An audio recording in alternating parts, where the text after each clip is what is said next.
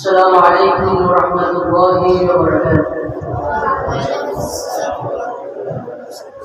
الحمد لله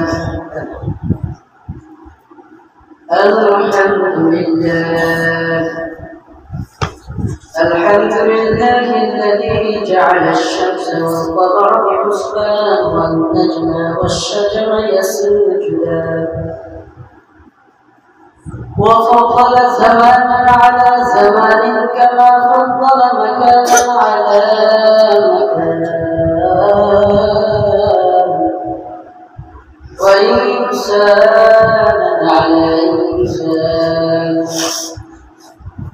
ونشهد أن لا إله إلا الله وحده لا شريك له ونشهد أن سيدنا وسندنا وحبيبنا وحبيب ربنا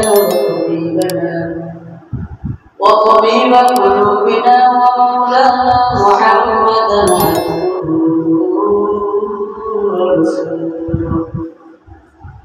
أما بعد فقد قال الله تعالى في كلامه المجيد والفرقان الحميد. أعوذ بالله من الشيطان الرجيم. بسم الله الرحمن الرحيم.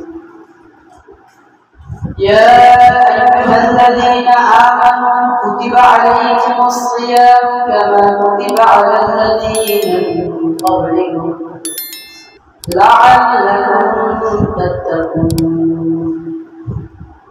وقال رسول الله صلى الله عليه وسلم بني الإسلام على 5: شهادة أن لا إله إلا الله وأن محمدا رسول الله وإقام الصلاة وإيتاء الزكاة والحج وصوم رمضان،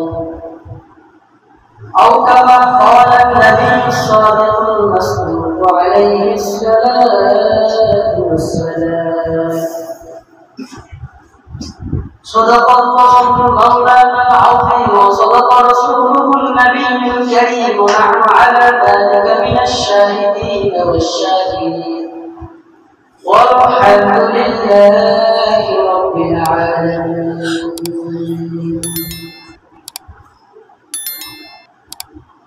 سبحانك لا علم لنا إلا ما علمتنا إنك أنت العليم الحكيم. رب اشرح لي صدري ويسر لي أمري واحلل عقدة من لساني يفقهوا قولي. رب يسر ولا تعسر وتمم علينا بالخير. एक चश्मे सदन काफिर रज़ा शाह नबाशी, एक चश्मे सदन काफिर रज़ा शाह नबाशी, शायद के भूलेगा है कुनत आगा है नबाशी। दर मजलिस खुदरा है मदे हम चुमनेरा, दर मजलिस खुदरा है मदे हम चुमनेरा, أفسرد كنت أنجمنيا. وقال تعالى في شأن حبيبه ومحبوبه ومعشوقه إن الله وملائكته يصلون على النبي يا أيها الذين آمنوا صلوا عليه وسلموا تسليما. شكرا أفضل القريب كثير اللهم صل على سيدنا وسيدنا وشفيعنا وحبيبنا ومولانا محمد صلى الله عليه وعلى آله وصحبه وسلم. اللهم صل على سيدنا وشفيعنا وحبيبنا ومولانا محمد صلى الله عليه وعلى آله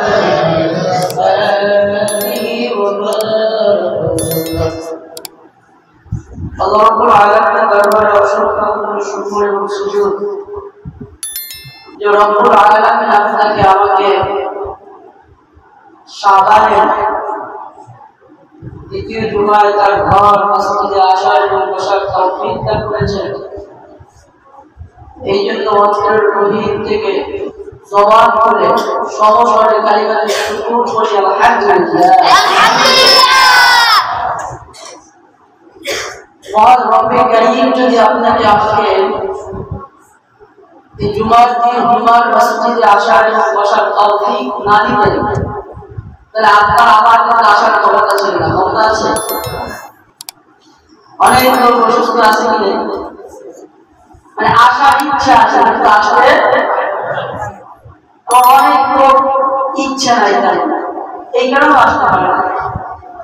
জুমার নামাজের মধ্যে তাদের আগ্রহী নেই। জুমার নামাজ যে পড়া লাগবে, জুমার নামাজের যে গুরুত্ব, এই গুরুত্ব তারা বুঝে না। এমন লোক আছে কি নাই? অভাব নেই। অনেক লোক শুনতে আসতে পারে না, শুনতে আসতে পারে না, শেষে আসবে। খুতবা যখন শুরু করবে তখন আছে কি নাই? তার মধ্যে থেকে বেছে বেছে দেখেন আল্লাহ রাব্বুল আলামিন যাকে ভালোবাসেন তাকেই তার ঘরে সবার আগে আগে যে মনে করতে হবে যে আল্লাহ রাব্বুল আলামিন আপনাকে আমাকে ভালোবাসেন বিধায় আপনি আমি মসজিদে আগে আগে আসতেন। আবার শুনতে দেখে আলহামদুলিল্লাহ। আব্দুল কাদের জিলানী রাহিমাহুল্লাহ তার কাছে একজন প্রশ্ন করছিলেন যে আমাদের যে নামাজ কবুল হয় কিভাবে বুঝবো? তিনি উত্তর দিয়েছিলেন, তুমি একত্র নামাজ পড়ার পর আর একটু নামাজের জন্য যখন মসজিদে যাইতে পারছো, আসতে পারছো, নামাজ আদায় করতে পারছো, তুমি মনে করবে যে তোমার পূর্বের নামাজ আল্লাহ কবুল করছেন বিধায় পরবর্তীতে নামাজ পড়ার তৌফিক তোমাকে আল্লাহ তাআলা দিয়েছেন। সুবহানাল্লাহ। তো যাই হোক, আমাদের সামনে খুবই সন্নিকটে পবিত্র মাহে রমজান মাস। কি মাস? বছরের ভিতরে সবথেকে ফজিলতপূর্ণ মাস। সুবহানাল্লাহ। এই মাসের গুরুত্ব অনেক বেশি, কেননা এই মাসই আল্লাহ রাব্বুল আলামিন কালামে হাকীম কুরআনুল কারীম নাযিল করেছেন। সুবহানাল্লাহ। যে জিনিসটা মুসলমানের জীবন পরিচালনার পাথেও, মুসলমানদের সংবিধান, যে মুসলমানরা কোন পদ্ধতিতে চলবে, কোন পন্থায় চলবে, মুসলমানরা তাদের জীবন পরিচালনা কিভাবে করবে, তা কোথায় আছে? কুরআনুল কারীম। আর এই কুরআনুল কারীম নাযিল হয়েছে কোন মাসে? রমজান মাসে। এই জন্যই রমজান মাসে এত ফজিলত।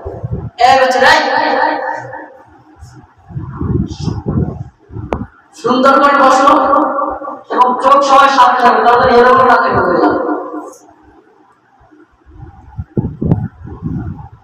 যাই হোক,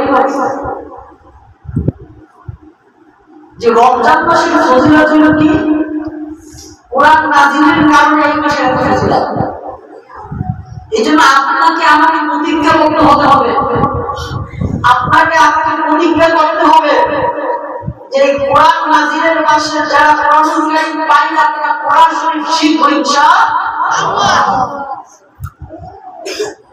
যারা অন্য মাসে কোরআনুল কারীম তেলাওয়াত করি না, এই মাসে কোরআনুল কারীম বেশি বেশি তেলাওয়াত করব। এই মাসে এমন কোন দিন বাদ যাবে না যে দিন কোরআনুল কারীম তেলাওয়াত করব। কেন? দেখেন, আপনার আমার যদি সম্পর্ক কোরআনুল কারীমের সাথে বেশি থাকে, তাহলে আল্লাহর সাথে আপনার আমার সম্পর্কটা আরো শক্তিশালী হবে। তবে কি হবে না? আপনি যত কোরআনুল কারীম তেলাওয়াত করছেন তত আপনার সাথে আল্লাহর সাথে মহব্বত ভালোবাসা বাড়বে। কি বাড়বে? কি হবে না? শুধু তাই নয়, আপনার কোরআনুল কারীম তেলাওয়াত যত বেশি হবে আপনার মর্যাদা তত বেশি হবে। সুবহানাল্লাহ। কিন্তু মুসলমানের তো কপাল পড়ছে, মুসলমান কোরআনুল কারীম পড়তেই চায় না। মুসলমানের ঘরে কোরআনুল কারীমের আওয়াজই নাই। কি আছে? কোরআন শরীফ আছে কিনা হ্যাঁ সন্দেহ। আর যদি কারো বাসায় কোরআন শরীফ থেকেই থাকে, তাহলে কোরআন শরীফ এমন জায়গায় উঠিয়ে রাখে, খুব কড়া চুলটা যত্নে রাখে, মানে যখন কোরআন শরীফ রমজান মাসে একবার খুলে দেখেন তাতে মাইসি বের হয়েছে। এমন হয় কি হয় না? অথচ যদি আপনার বাসার থালা বাসন দৈনিক মাজেন তাহলে তো ময়লা থাকে না। হ্যাঁ থাকে কিন্তু থালা বাসন তো দৈনিক মাজেন, এটা দৈনিক খাবার দাবার থাকে না। ময়লা ময়লা পাতিলে তো খাবার রান্না করা যায় না, খাবার খাওয়া যায় না। খাবারটা ঠিকই চলে কিন্তু ফেলাগুলো চলে। কোরআনুল কারীম যখন ধরেন কোরআনুল কারীমের ময়লা অভাব আছে কি না? এর মানে আপনি এবং আমি কোরআনুল কারীম শুইয়েও এই মুসলমান তো থাকবে কিভাবে? এত সহজ আমরা বলি যে ইসলাম শান্তির ধর্ম, ইসলাম শান্তির ধর্ম, কথা তো সত্য, কিন্তু মুসলমানের ঘরে শান্তি নাই। শান্তি আছে মানে মুসলমানের ঘরে শান্তি না, তুমি ইসলাম শান্তির ধর্ম, কিন্তু ইসলাম শান্তির ধর্ম, শান্তির ধর্মে আছো, তোমার ঘরে শান্তি নেই। এই কারণ আমরা খুঁজছি, এই কারণ খোঁজার চেষ্টা করছি, এই কারণ বুঝিও না, এই কারণ খোঁজার চেষ্টাও করি না। ইসলাম শান্তির ধর্ম, শান্তির গাড়ি হলো কোরআনুল কারীম। সুতরাং আপনার ঘরে যখন কোরআনুল কারীমের চর্চা থাকবে না, কোরআনুল কারীমের তালিম থাকবে না, কোরআনুল কারীমের যেসব বিষয় আছে ওইসব বিষয় আমল থাকবে না, তখন আপনার আমার শান্তি কিভাবে থাকবে বলে কি সম্ভব? যে কারণে আপনাকে মুসলমান ঠিকই কিন্তু শান্তির ধর্মে আছি, কিন্তু আপনার আমার ঘরে শান্তি নাই। এটা একমাত্র কারণই হলো যে আপনার আমার ঘরে কোরআনুল কারীম। এখন তো অনেকের ঘরে কোরআনুল কারীম খুঁজেই পাওয়া যায় না। খোঁজ দিয়ে দেখেন না ভাই, আজকে আপনার আমার ছেলে সন্তান কোরআন শরীফ খুলে পড়তে পারে না, কি আছে না?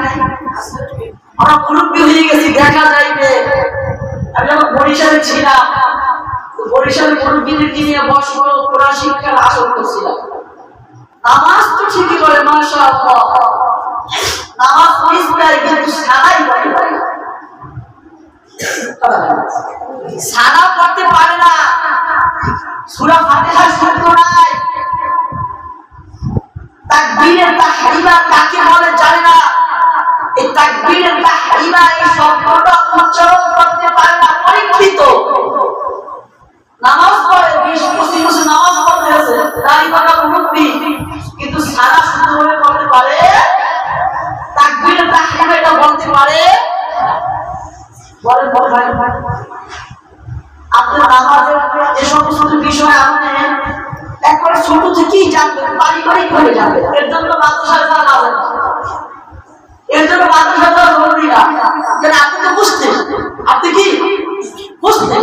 আর মুসলমানের ঘরে 5 ওয়াক্ত নামাজ পড়া হয়, 5 ওয়াক্ত নামাজের ভিতরে যে সমস্ত বিষয়গুলো জরুরি, ওই সমস্ত বিষয়গুলো আপনি পারিবারিক শিখেছেন, আপনার পিতাও জানতেন, শিখেছেন, বিষয়টা এমন নয়। অথচ আপনি মুরব্বী হয়ে গেছেন, আপনি নিজেই পারেন না, আপনার সন্তানকে শিখাইবেন কি করে? দেখেন, খুবই দুঃখের পরিতাপের বিষয় যে আমাদের মুসলিয়ানি কেরাম যারা আছেন, সমস্ত ইমাম সাহেব ওলামায়ে কেরাম মুসলিমদেরকে ভালোবাসেন, কিন্তু মুসলিয়ানি কেরাম তারা হুজুরের ভুল ধরে, কিন্তু তার নিজের ভিতরে যে কত গলতি আছে, সে যে অনেক কিছু জানে না, নামাজের পরে সে জিজ্ঞাসা না, হুজুর এই বিষয়টাকে আমাকে বলে দেন। হুজুর আমি তো সূরা ফাতিহা পারি না, শিখছি, হুজুর সূরা ফাতিহাটা শোনেন তো আমার হয় কিনা, হুজুর রুকুর তাসবিহটা শোনেন তো হয় কিনা, হুজুর সাজদার তাসবিহটা হয় কিনা শোনেন তো, হুজুর আমার সানাটা হয় কিনা শোনেন তো, হুজুর আমি তাশাহুদ পারি না, দেখেন একটু পারি হয় কিনা শোনেন তো, হুজুর আমি দোয়ায় মাসুরা পারি না, দেখেন তো হয় কিনা, হুজুর আমি দোয়ায় করব পারি না, দেখেন তো হয় কিনা। কি জিজ্ঞেস করেন? এগুলো তো জিজ্ঞেস করেই না, তার হুজুরের ভুল হবে। এমন মুসলিমের সংখ্যা সমাজে বেশি না কম? এমন হয় কিচ্ছু করে না, সে বাহিরে যাই হুজুরের সমালোচনা করে। ভাই, তোমার যদি কারোর সমালোচনা করতেই হয়, তোমার তো এরকম যোগ্যতা সম্পন্ন হইতে হবে, তারপর সমালোচনা করো, তারপর তার ভুল ধরো। তোমার যোগ্যতার কথা চিন্তা করো, আর তার যোগ্যতার কথা চিন্তা করো, তারপর সমালোচনা।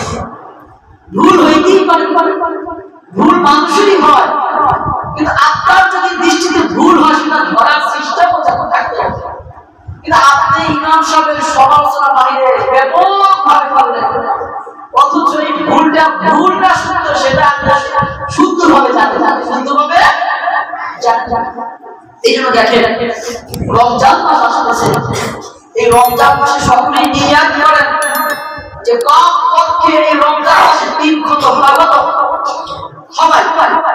সবাই নিয়াত করেন যে রমজান মাসে কমপক্ষে 3 খতম লাগত, 3 খতম কোরআনুল কারীম খতম দেব। বলা যাবে ইনশাআল্লাহ? ইনশাআল্লাহ। দেখি আল্লাহ আলামিন কবুল করুন। আল্লাহ তাআলা দেখেন যে নিয়ত করেছেন না সওয়াব পাবেন। এই যে নিয়ত করেছেন না, যদি পথ দিয়ে নাও পারেন সওয়াব, যদি আপনার নিয়তটা খালেস হয় কি হয়, যদি আপনার নিয়তটা খাঁটি হয়, আপনি দৃঢ় প্রতিজ্ঞা করতে হবে অবশ্যই আজকে হুজুর আলোচনা করছে আর রমজান মাসে কমপক্ষে 3 খতম দেওয়ার চেষ্টা করব, এই নিয়তের কারণে সওয়াব পাবেন। আর যখন তেলাওয়াত করবেন তখন তো আল্লাহ রাব্বুল আলামিনের সওয়াব 1 থেকে 10 থেকে 70 থেকে 700 থেকে 7,000 সুবহানাল্লাহ। এটা আল্লাহ কি দিবেন, আল্লাহ দিবেন। এই জন্য দেখেন রমজান মাসে একটা গেলাম আমার কি পারেন আছে কিনা, নিয়ত তো করছে কিন্তু পড়াশোনা করতে পারেন না, এমন লোক তো আছে। সুতরাং দেখেন আপনি কোরআনুল কারীম পারেন না, আজকে নিয়ত করেন যে আমি রমজান মাসে কোরআনুল কারীম শেখার জন্য সময় দেব। কি নিয়ত করেন যে রমজান মাসে কোরআনুল কারীম শেখার জন্য সময় দেব, সাথে সাথে আমি প্রতিদিন 3 পারা কয়টা, প্রতিদিন 3 পারা কোরআনুল কারীমের পৃষ্ঠায় প্রতিটা লাইনে হাত দেব। করা যাবে ইনশাআল্লাহ? আল্লাহ রাব্বুল আলামিন আপনি যদি এরকম করেন আল্লাহ কত পছন্দ, মানে কত ভালোবাসবেন, আল্লাহর কাছে এই জিনিসটা কত পছন্দ হয়ে কল্পনা করা যায় না। আল্লাহ বলে দেখো আমার এই বান্দা পারে না, তারপর আমার কালামের সাথে তার কত মহব্বত যে আমার কালামের প্রতিটা লাইনে সে হাত ধরেছে। সুবহানাল্লাহ। কি পারা যায় ইনশাআল্লাহ? তো এইটা কি কঠিন? এটা সহজ কাজ, কিন্তু আল্লাহর কাছে এমনও হইতে পারে যে আল্লাহ রাব্বুল আলামিনের হাফেজ সাহেব হাফেজ কোরআন পড়তে পারে, এই জন্য তারা পড়ে, কিন্তু আপনি পড়তে পারেন না, তারপরও যদি চেষ্টা করেন, এই চেষ্টার কারণে হাফেজ সাহেব তেলাওয়াতের যে সওয়াব তার থেকে আল্লাহ রাব্বুল আলামিন আরো বেশি সওয়াব দিবেন। সুবহানাল্লাহ। কি পারেন কি পারেন না? পারেন কি পারেন না? এই জন্য বিভিন্ন হাদিস আছে যে ব্যক্তি ভাঙা পড়তে কোরআনুল কারীম তেলাওয়াত করে, পড়তে পারে না কেন পড়ার চেষ্টা করে, আল্লাহ রাব্বুল আলামিন তাকে একটা দ্বিগুণ সওয়াব দেন। সুবহানাল্লাহ। এই নিয়ত করেন যে রমজান মাস কোরআন নাযিলের মাস, সুতরাং এই মাসে আমি কোরআনুল কারীমের সাথে সম্পর্ক স্থাপন করব এবং এর মাধ্যমে আমার সাথে আল্লাহর সাথে সম্পর্ক স্থাপন করব। সুবহানাল্লাহ। পারা যাবে ইনশাআল্লাহ? একটা বা 3 খতম কোরআন শরীফ পড়ার চেষ্টা করবেন, যারা পারেন না তারা শেখার চেষ্টা করবেন। শেখার শুধু শিখবেনই না, শেখার সাথে সাথে হাত তুলে দেবেন। ধরে 2 পারা, তার 10 দিনের করব, 1 খতম 20 দিনে 2 খতম, আর 30 দিনে 3 খতম। পড়া যাবে ইনশাআল্লাহ? 3 নাম্বার দেখেন তাহাজ্জুদ নামাজের কিন্তু অনেক ফজিলত। আমরা রমজান ছাড়া অন্য 11 মাসে তাহাজ্জুদ করতে পারি না, সুযোগ পাই না। কেন? গাফলতির কারণে, অলসতার কারণে আমরা ভোর রাত করতে পারি না, আমরা রাতে ঘুমাই ঘুরে ঘুরে, আমরা উঠি ঘুরে ঘুরে। আছে কি নাই? রমজান মাসে আমরা রোজা রাখি, আমাদেরকে এমনটাই করতে হয় যে এটাই তাহাজ্জুদের সময় থাকে। কি থাকে? তাহাজ্জুদের সময় থাকে।